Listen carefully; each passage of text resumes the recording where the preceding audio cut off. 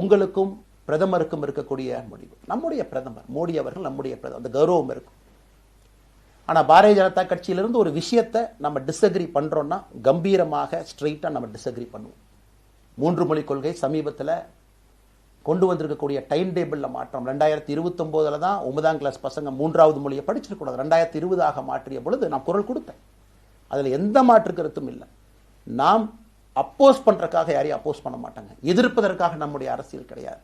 எப்படி திமுகவை பார்க்கின்றோமோ, எப்படி அதிமுகவை பார்க்கின்றோமோ, எப்படி டிவிகேவை பார்க்குறோமோ, எப்படி அண்ணன் சீமான் அவர்களை பார்க்குறோமோ, எப்படி அண்ணன் அன்புமணி அவர்களை பார்க்குறோமோ, எப்படி இங்கே இருக்கக்கூடிய எல்லா தலைவர்கள், அண்ணன் ஜி.கே. வாசன் அவர்கள், ஏசி சண்முகம் அவர்கள், பாரிவேந்தர் அவர்கள், ஜான் பாண்டியன் அவர்கள், எல்லா கிருஷ்ணசாமி ஐயா அவர்கள், ஐயா வைகோ அவர்கள், அம்மா பிரேமலதா அவர்கள், எல்லா தமிழகத்தில் இருக்கக்கூடிய எல்லா அரசியல் கட்சியினுடைய தலைவர்கள் எப்படி பார்க்கிறோமோ அப்படித்தான் நான் பாரதிய ஜனதா கட்சியை பார்ப்பேன். அதற்காக நம்ம போய் ஒரு வன்மமோ எதுவும் கிடையாது.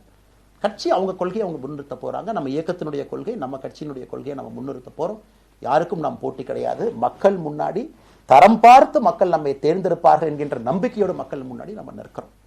அடுத்து இன்னொரு கேள்வி கேட்டீங்க, அமித்ஷாஜி அவங்கள நீங்க பார்த்தீங்க, போட்டோலாம் வந்துச்சு, என்ன விஷயம் அப்படின்னு.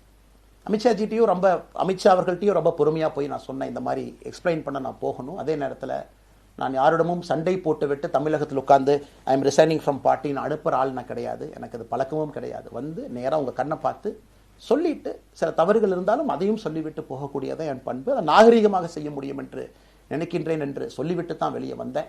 அப்படி தான் ஒரு தலைவர்கிட்டையும் பண்ணேன். அதை நாம் எப்பொழுதுமே பண்ணுவோம். நாகரிகமான அரசியலை முன்னெடுப்போம். சமூக வலைதளத்தில் ஆபாசம் வேண்டாம். சமூக வலைதளத்தில் நல்லதை பேசுவோம்.